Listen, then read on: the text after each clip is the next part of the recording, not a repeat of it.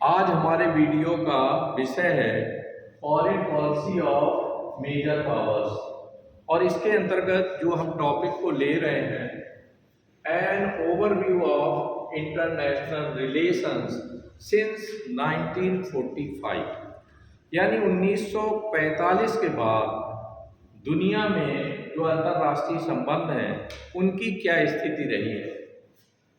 यहाँ पर कुछ विद्यार्थी हमारे साथ हैं भारत की विदेश नीति से जुड़े हुए। तो भारत की विदेश नीति को समझने के लिए, उसके आधार और फाउंडेशन को समझने के लिए ये जरूरी है कि सेकेंड वर्ल्ड वॉर के बाद पूरी दुनिया में अंतर्राष्ट्रीय संबंधों ने कैसा रुख अख्तियार किया और उस बीच हमारे भारत की विदेश नीति कैसी रही। पंडित जवाहरलाल नेहरू जो कि भारत की विदेश नीति के कर्णधार थे, निर्माता थे। तो यहाँ हम आप देखें कि खास करके जब तक हम मेजर पावर्स की फॉरेन पॉलिसी को नहीं समझेंगे, मेजर पावर्स यानी यूरोप, अमेरिका, यूएसएसआर यानी वर्तमान में रूस, इनको समझना बहुत जरूरी है। और खासकर 1945 के बाद अंतर्राष्ट्रीय संबंधों में क्या टर्न आया, क्या परिवर्तन आया, इसको देखने की आवश्यकता है। तो इसमें हम लोग पहला पॉइंट देखते हैं कि emerging of USA as super power.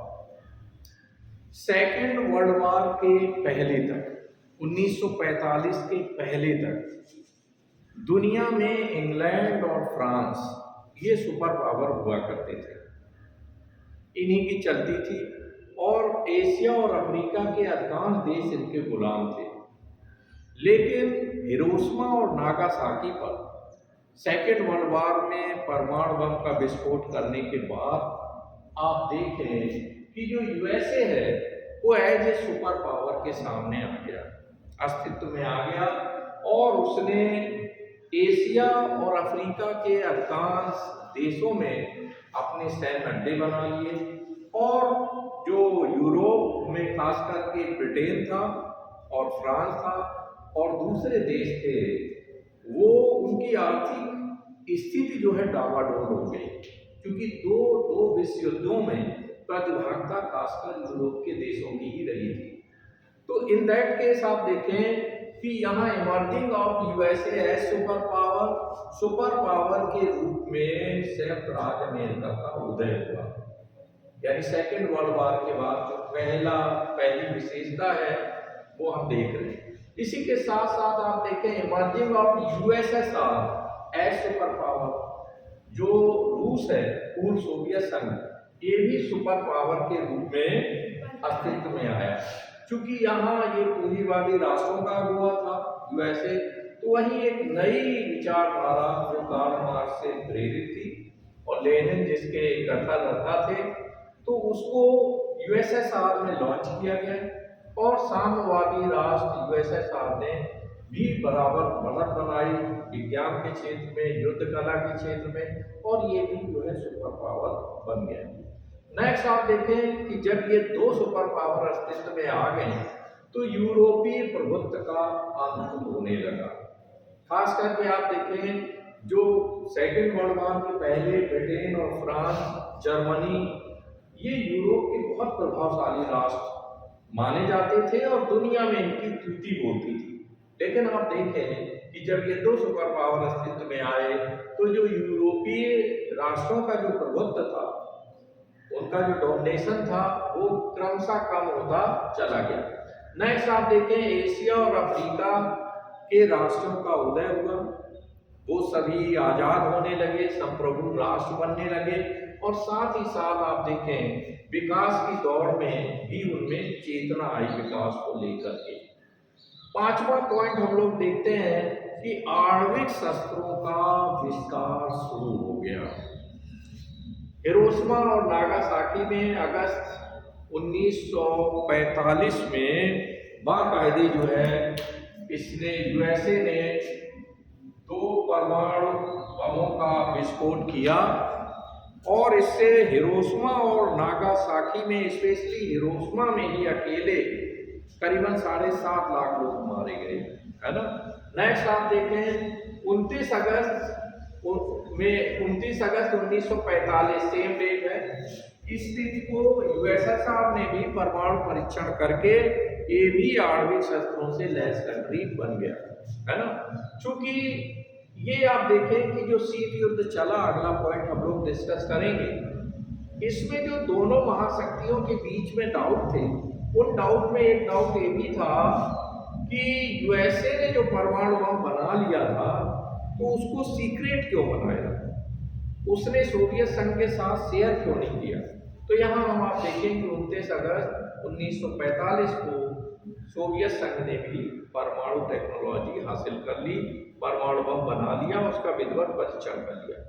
इस रेस में आप देखें ये दोनों महाशक्तियों में शीत युद्ध आगे बढ़ता रहा और इसका दुष्परिणाम ये हुआ कि 1951-52 में बहुत ही घातक बम, दोनों महाशक्तियों ने हाइड्रोजन बम का भी आविष्कार कर दिया। हाइड्रोजन बम जो कि सूर्य जिस तरह से आप देखें कितना हमसे 15 करोड़ किलोमीटर दूर है और वहां से आप देखें हाइड्रोजन जो हीलियम में परिवर्तित हो रहा है तो उसकी ताप और उसकी गर्मी हम यहाँ पर अन्य ग्रह भी महसूस करते हैं। तो उसी टेक्नोलॉजी से हाइड्रोजन बम बना है जो कि बहुत बहुत घातक है। परमाणु बम से ये सैकड़ों और हजारों गुना ज्यादा खतरनाक है। तो ये 1951 में यूएसए ने और 1952 में बाकायदे रूस ने जो है हाइड्रोजन बम का निर्माण कर दिया। 1964 में चीन ने और 1974 में भारत ने भी राजस्थान के पोखरण में परीक्षण करके और परमाणु टेक्नोलॉजी हासिल कर ली।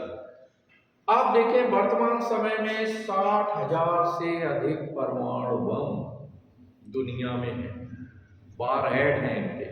और इसके अलावा आप देखें ये जो 60,000 से अधिक जो परमाणु बम है इनकी घातक क्षमता इतनी अधिक है कि एक बार नहीं 350 बार पूरी पृथ्वी से मानव और अन्य जीवधारियों को समाप्त किया जा सकता है ना। तो यहाँ हमें जॉर्ज बर्नार्ड शॉ याद आते हैं कि उन्होंने कहा था कि अद्भुत है ये मनुष्य, है ना, कि ये समुद्र की गहराइयों में मछलियों की तरह तैर सकता है, आसमान की ऊंचाइयों में पक्षियों की तरह उड़ सकता है, लेकिन हाय ये मनुष्य ये इतना मूर्ख भी है कि इसने अपने को खत्म करने के लिए इतने ज्यादा विध्वंसक हथियार बना लिए। किसने कहा था ये? George Bernard Shaw. तो अब हम आप आगे देखें कि आणविक शस्त्रों का विस्तार अभी भी जारी है ना।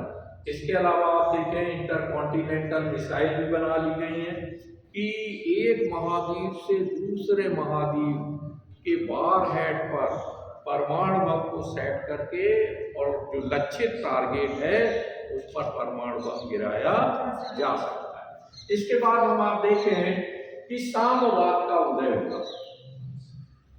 साम्यवाद का उदय हुआ, कार्ल मार्क्स ने इस थ्योरी को जन्म दिया, लेनिन ने इसको अपनी जामा पहनाया और आप देखें ये साम्यवाद का उदय होने के बाद रूस से जब ये उदय हुआ तो 1949 में ये चाइना में भी पहुंच गया, वहां भी साम्यवादी क्रांति हो गई और इसके बाद पूर्वी यूरोप के अधिकांश देश जो है इस साम्यवाद के चंगुल में आ गए, यानी साम्यवादी हो गए। आगे हम आप देखें इसके बाद फिर शुरुआत होती है, नेक्स्ट पॉइंट है सैनिक गुटबंदी। आप देखें जो पूंजीवादी राष्ट्र थे अमेरिका के अम्ब्रेला के नीचे उन्होंने नाटो, सीटो, सेंटो ये संगठन बनाए। वहीं आप देखें कि रसिया की देखरेख में उसके अम्ब्रेला के नीचे वार्सा पैक्ट का गठन किया गया। अब आप देखें दोनों महाशक्तियों में आठवां जो पॉइंट है शीत युद्ध जो है इसकी शुरुआत हो गई। शीत युद्ध क्या था? ये ठंडे स्थानों पे लड़ा जाने वाला युद्ध नहीं था।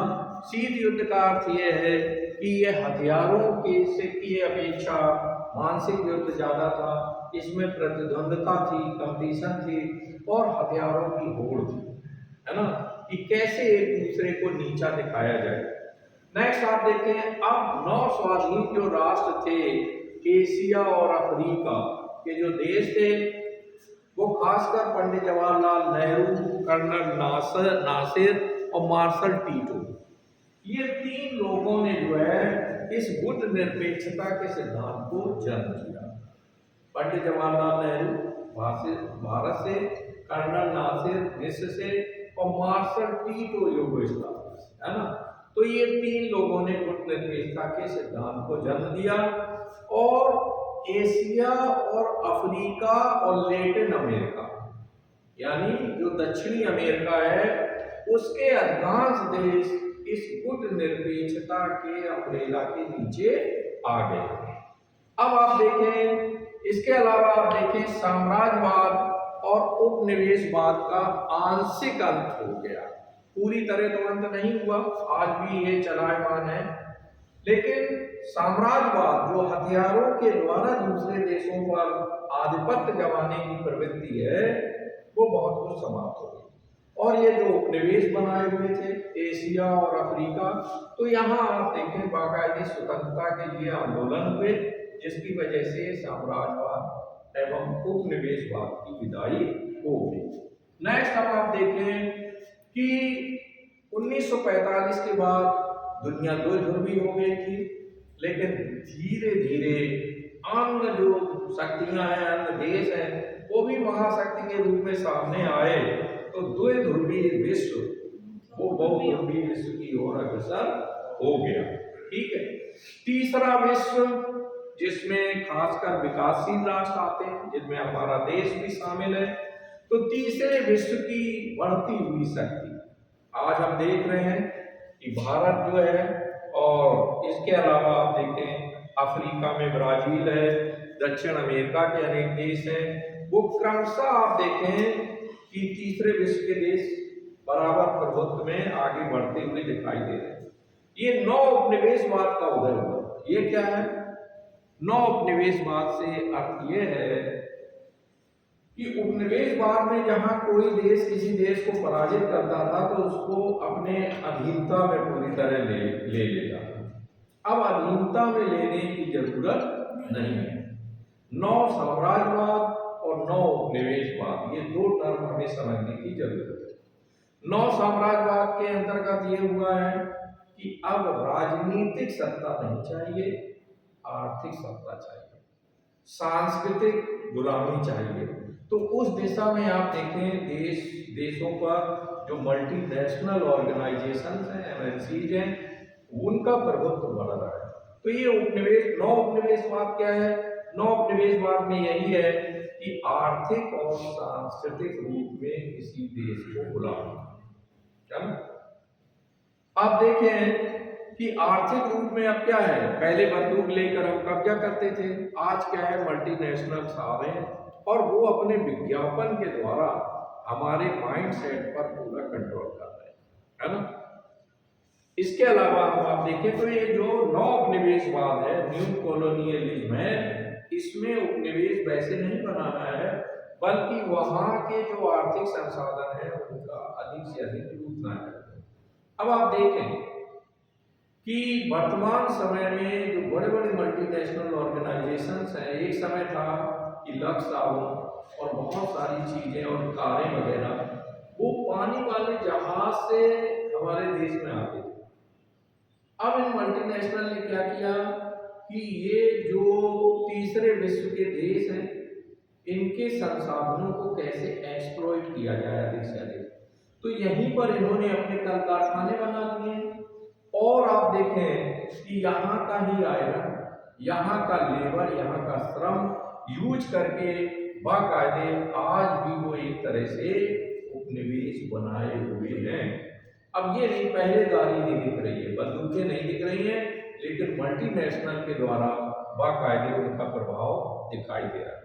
उत्तर बनाम दक्षिण, 1945 के बाद जब एशिया और अफ्रीका के इन देशों ने आजादी की अंगड़ाई ली, तो साथ ही साथ अब ये चिंतन करने लगे कि विश्व व्यापार में और विश्व के आर्थिक संसाधनों में हमारी हिस्सेदारी कहाँ है। तो उत्तर के जो विकसित राष्ट्र जिनके पास केवल 25% संसाधन है, और दक्षिण के राज्य जिनके पास 75% संसाधन है, मानव संसाधन भी बहुत अधिक है और अन्य संसाधन भी अधिक है, लेकिन जस्ट इनका विश्व व्यापार में जो हिस्सेदारी है वो अधिक है। यानी जो दक्षिण के राष्ट्र हैं उनकी हिस्सेदारी 25% और उत्तर के राष्ट्र इनकी हिस्सेदारी 75%। तो इस तरह से आप देखें ये अब हिस्सेदारी की मांग होने लगी है कि जब मेरे संसाधन ज्यादा हैं तो हमारा वर्ल्ड ट्रेड में है ना हमारी हिस्सेदारी अधिक क्यों नहीं। नेक्स्ट आप देखें संयुक्त राष्ट्र का विस्तार। यूएनओ जहां शुरू में 51 राष्ट्रों के साथ गठित हुआ था फिलाडेल्फिया में, है ना, वर्तमान समय में इसकी संख्या निरंतर बढ़ रही है और ये दुनिया का शायद कोई राष्ट्र अब नहीं बचा है जो संयुक्त राष्ट्र संघ के अम्ब्रेला के नीचे ना आ गया हो। तो इस तरह आप देखें संयुक्त राष्ट्र संघ का विस्तार हुआ है। तो यहाँ हम लोगों को देखना है कि ये डेवलपमेंट जो 1945 के बाद दुनिया में देखे गए हैं। अब हमें किसी भी महाशक्ति की जो विदेश नीति को देखना है तो खास करके हमें ये देखना होगा कि आफ्टर ऑल वहाँ की जो विदेश नीति है उसमें जो डिसीजन की जो मेजर पॉइंट्स हैं वो क्या क्या है। एक तो हमें ये समझना है कि किसी भी देश की जो विदेश नीति है उसका जो मेन कॉज है वो नेशनल इंटरेस्ट क्या है। हाँ, राष्ट्रीय हित को लेकर के, जैसे अमेरिका में किसी भी दल की सरकार आए, कोई भी राष्ट्रपति बने, लेकिन उसकी जो परराष्ट्र नीति है वो चयनित नहीं होती। चाहे इस समय आप देखें वर्तमान में ट्रंप है तो वो अपने राष्ट्रीय हितों पर सर्वाधिक बल दे रहे, ना कोई दोस्त ना कोई दुश्मन, है ना। हमारे माननीय प्रधानमंत्री जी ने कितना देश से लेकर के और खुद अमेरिका में जा कर के अब की बार ट्रंप सरकार जैसे नारे लगाए, और जब अभी उनका शपथ ग्रहण हुआ तो क्या हमारे परम आदरणीय मोदी जी को बुलाया गया? नहीं बुलाया गया। तो आप समझ सकते हो कि वो केवल अपने नेशनल इंटरेस्ट को देखते हैं। और अभी हमारे आप देखें देश के लोगों को जितने अपमानजनक ढंग से उन्होंने भेजा है ना, एक सैन्य विमान के जरिए हथकड़ियां बांध करके देश में भेजा गया, ये कितने अपमान की बात है। बल्कि कोशिश ये होना चाहिए थी कि हमारी सरकार को लिखा जाता कि हमने इतने इतने लोग आपके अरेस्ट किए हैं जिनके पास ऑथराइज पेपर्स नहीं हैं, आप इन्हें ले जाएं। जिस तरह अभी इजराइल और फिलिस्तीन में युद्ध हुआ तो हमने अपना जहाज भेजा था, हमने ले आए थे।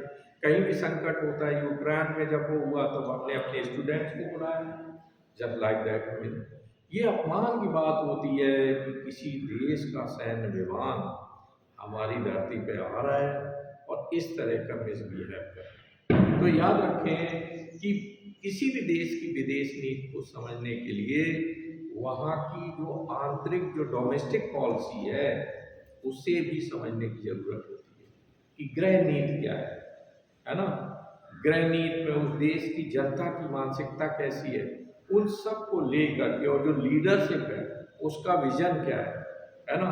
इसके अलावा फिलॉसफी क्या है उस देश की, उसको भी समझने की आवश्यकता होती है।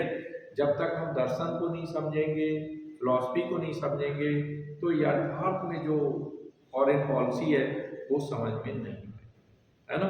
तो हम आपने आज ये डिस्कस किया है specially foreign policy of major powers, और इसमें ये टॉपिक स्पेशली डिस्कस हुआ है कि an overview of international relations since 1945, 1945 के बाद क्या क्या चेंज आए हैं अंतर्राष्ट्रीय संबंधों में।